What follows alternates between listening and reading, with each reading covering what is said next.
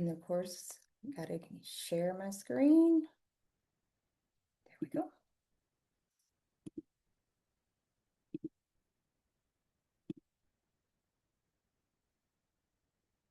All right, so I hope y'all can see this. Tonight's call is about cortisol, and I wanted to talk about this tonight because I feel like we really get into a huge, um, well, I feel like cortisol is really marketed to us, right? Like there's a lot of cortisol products on the market, and it's almost like we really think of cortisol as being this enemy to us. Or that's how it comes across like, oh, I've got high cortisol. Oh, I gotta get my cortisol down. And people really think of cortisol as this bad guy. And, too much of it is detrimental to us, right? But really we need cortisol in our lives. You have to have cortisol to be functioning. So it's not really an enemy. Cortisol is your friend. It's just, it has to be balanced. So tonight we're going to talk about how cortisol can be your friend, not the enemy, what it is, why we need it, but how to keep it balanced. Okay? We don't not want to have any cortisol is what I want to get at, okay? So what is cortisol? Cortisol is a hormone. So it is a hormone that your body makes, and it's one you need absolutely every day, and your body is going to absolutely make it on purpose. It is your body's get up, get ready, or you need to respond hormone, okay? Your body sees stress, and then it's going to respond. It is made in the adrenal gland, which sits right above your kidneys. It is released in a natural rhythm, and we want it to be in a rhythm. Okay, that's the key. We want cortisol in a rhythmic behavior, especially during stress, because we don't want it obviously to get out of balance. That's where the trouble comes. But cortisol does touch our metabolism. This is why it's important. It touches immune responses, it touches your blood pressure, your sleep awake rhythms, and your energy. So simply, your cortisol is a messenger that tells your body when fuel is needed, when you need to stay alert, and how to handle situations. So, why do we need cortisol? And these are some of the functions or important jobs that cortisol does, especially in the morning and especially under pressure and stress. So, cortisol naturally wakes you up. Now, if you set an alarm clock, the alarm clock's going to wake you up, right? But let's say you didn't set an alarm clock and you just started naturally waking up on your own. That is cortisol doing that for you. It is your wake up signal. It helps you start to wake up, feel alert, and get ready to move. Here's the cool thing about cortisol: when you get your body in a daily rhythm, especially with bedtime routines and wake up routines, because that's an actual thing too, your body will actually get into a circadian rhythm where you start getting tired at a certain time and then you wake up at a certain time. It's almost like clockwork. You wouldn't sleep unless you were sick or, you know, needing the extra rest. You would pretty much start going to bed at the same time and waking up at a certain time because this hormone would play a very key role in that. We also have cortisol for fuel access. So this is going to help mobilize your glucose, which is very important, right? We need glucose for fuel and energy. It's fueling all of your cells, so it's keeping you energized. Inflammation control. Now, most of the time we think cortisol is contributing to extra inflammation, but really it's also keeping your inflammation under control. So you need some cortisol to actually help with immune and inflammation signals, keeping inflammation down. Now, obviously, we're going to talk about when cortisol gets too high, what happens there. Blood pressure support. This is keeping circulation response happy, especially during stress. So if you have high blood pressure, maybe it is because your cortisol, the stress hormone, is too high, but we need a little bit to keep it regulated. So stress adaptation, helping the body respond to challenges and recover. Now, you do need some cortisol when you are under stress. This is helping you react. okay, and helping you manage, but then also helping you recover during those high stress situations. It's the key of we need to recover from that stressful situation. The problem is some people just stack the cortisol and they can never recover, and that's what contributes to too much, okay? And then of course we need the cortisol for metabolism support. This is going to help with our use of carbohydrates, proteins, and fat. So their key reminder, not all cortisol is bad. It's just chronically high cortisol is the issue. So the balance and the rhythm. Cortisol should rise and then it should fall.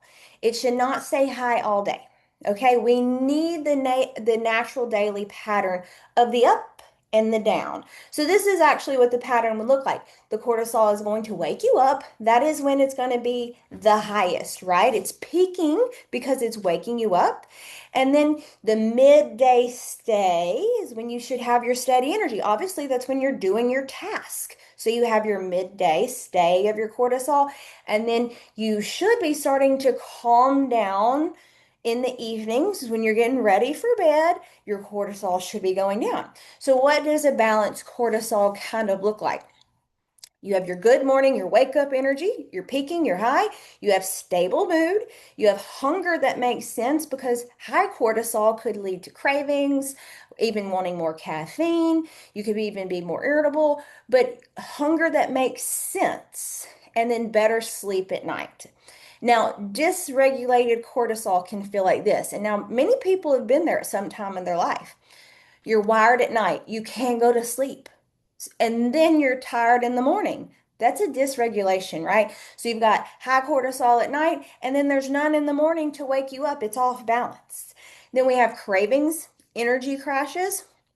Most people with dysregulated cortisol think about they crave sugar or they crave even maybe starchy things because they need the peak. They need the ups and downs. And then they're craving caffeine too because they need the lift. More anxiety, you're irritable. Well, you're just dysregulated, right? So your moods change. And then recovery feels much harder. And typically that's because we are not getting enough rest. So, how does cortisol get turned on? So, the HPA axis is your body's stress response pathway. And the HPA axis is actually, this is what is the actual term for that is your hypothalamic pituitary adrenal axis. So, this is your body's primary neuroendocrine stress response system. This is actually the adrenal glands connecting to the brain. All right. So it's getting the signal sent from the brain to the adrenal glands. The brain's always connected to these hormones. Okay. So the brain detects stress or threat. Pituitary sends the ACTH signal. That's literally just a messenger signal. Okay. It's like a chemical. It's a signal but it's the signal that it tells the adrenals, hey, you need to release cortisol, and then the body gets ready. All right. This is useful in danger or stress. So your body, says, oh, alarm, alarm, go fix it, triggering. So this is how cortisol gets turned on. Now, a spike, maybe a little lift, okay, is not the same as chronically high. So short-term chronic cortisol can protect you. We need the little ups because sometimes things happen. Like we need to be able to adapt, right? So a healthy spike is a temporary rise. Your body sees action, but then it can recover. Cortisol is released during exercise. Stress or exercise is stress on the body. So a little cortisol can come up, right? So you have a hard workout, or maybe you go to an event and you've got to present. Well, a little cortisol can come up from that. You have a little spike in it. That's okay. You got a little nerves. You're running on a deadline. Or maybe, something happens and you see a snake, you're thinking you're in danger. So you have these little spikes.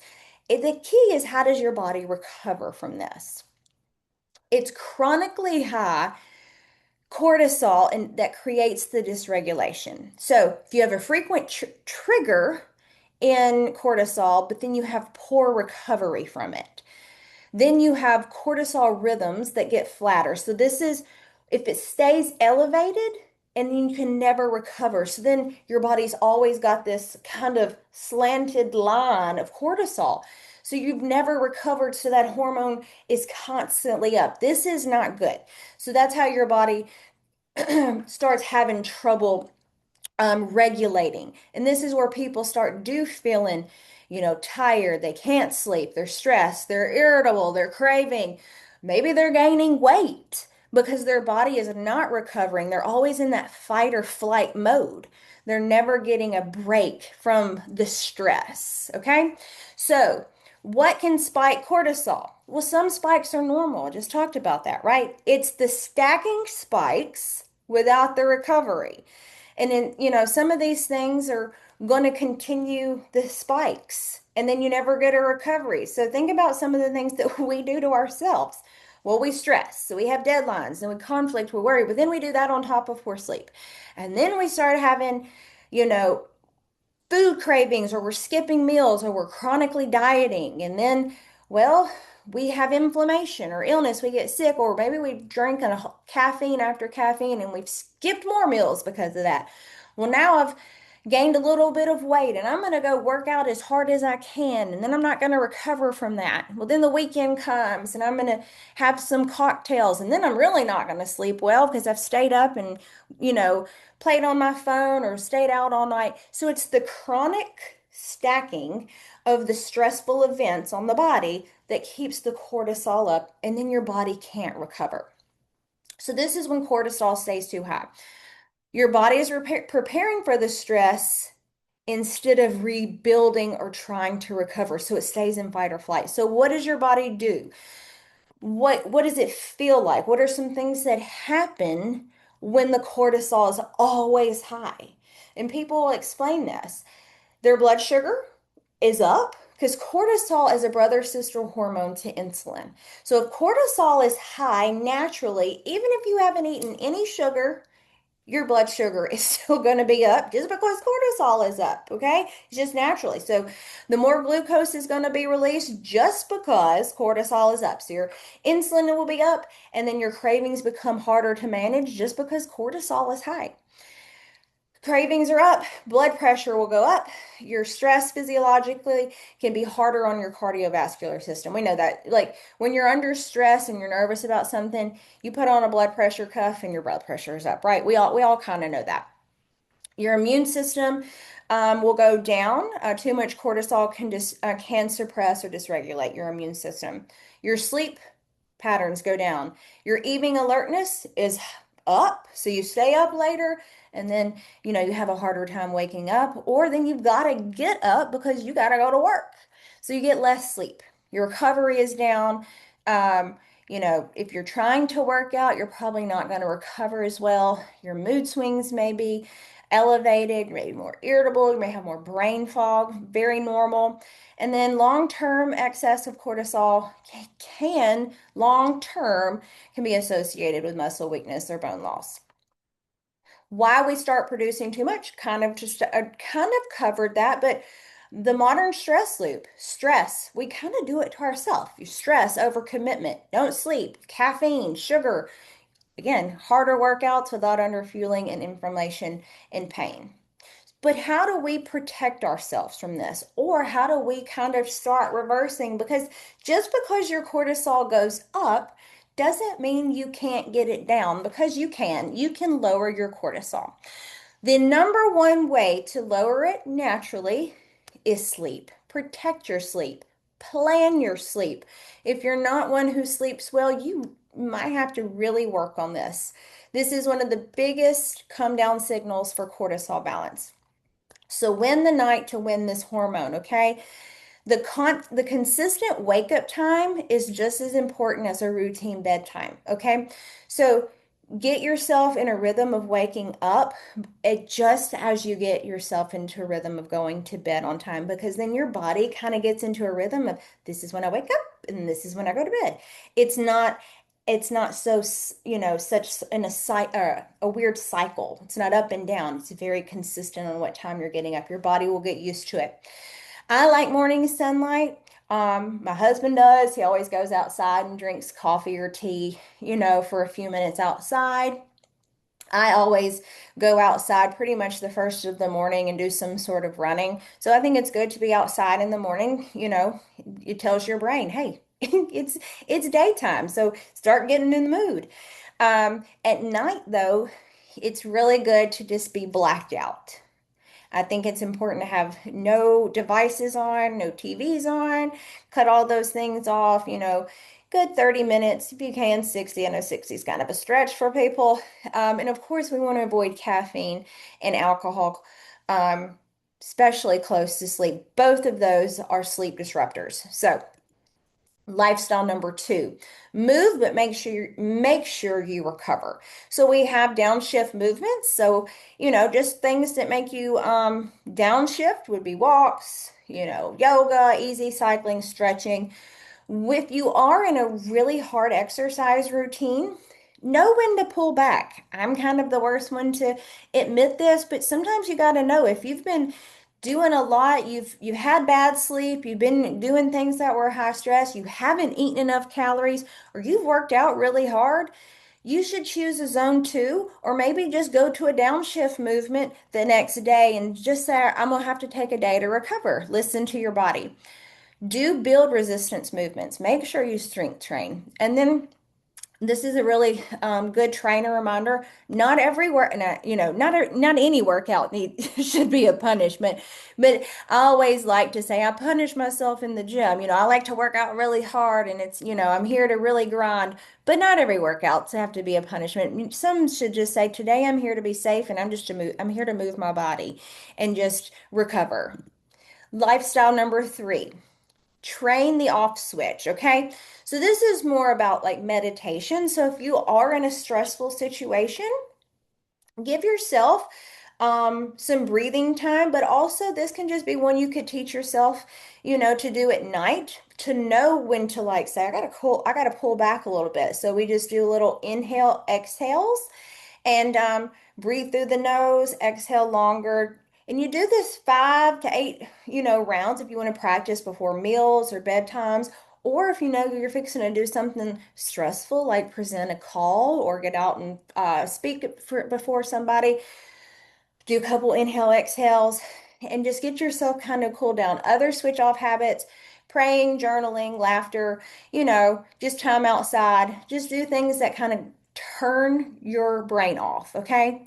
Just calmer nervous systems are really good for getting that cortisol down. Getting the brain to shut off really helps get that nervous system calmed down. Food strategies. Okay. So we want to make sure we have a calm blood sugar as well, because when your blood sugar is off, that also creates cortisol imbalance. So keeping our calm blood sugar plate, protein at breakfast and after training, fiber-rich foods, omega-3s, make a colorful plate. I think we all know this. This is our approved foods list, but it's just a really good reminder. And this is how, to me, the drops fit in. They are a supportive tool. They are not a cortisol cure. You have to do your part too, right? I can't tell someone to use the drops and then they go still eat McDonald's and sit on their butt. That doesn't work that way. But I do believe the drops help the routine and they help lower the stress load, especially with the fact that we have the ashwagandha and the rhodiola. Those are all things that help with the brain. We have the ingredients in there that help with food management.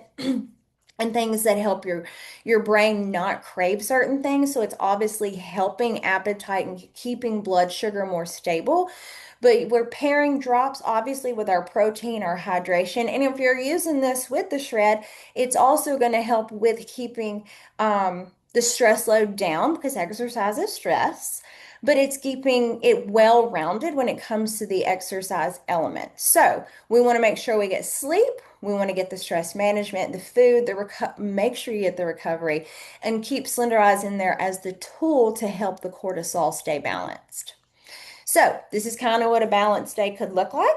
You got your AM, your water, your protein, your Slender Eyes if you're using it. Midday, maybe you're doing some exercising if that's when you work out. You've got your No stress snacking. You make sure you got more protein. Slender eyes again. PM, cutting. We're not, no caffeine here. You got your dinner. We're dimming lights. We're practicing our breathing if we would like to. And then bedtime. Cutting all those things off, phone away, and thinking about our wake up time the next day. So this is a little challenge. Um, 3-day cortisol reset challenge. If you think you need it, these are just, if you want to take a screenshot of this, you feel free. 10 minutes morning light. So wake up in the 10 minute, wake up for, use 10 minutes, sit in the morning light or go outside, have some protein and fiber at breakfast. Walk 10 minutes after any meal you would like. 3 minutes of that slow breathing, and then cut all screens off 30 minutes before bed. So we're not trying to crush all cortisol. We're just trying to teach the body when it to rise, teach the body when to recover, and know when it's safe to calm down. And that is our cortisol Zoom this evening. The recording will be up tomorrow. And I hope everybody learned something from this. And I'm going to stop recording.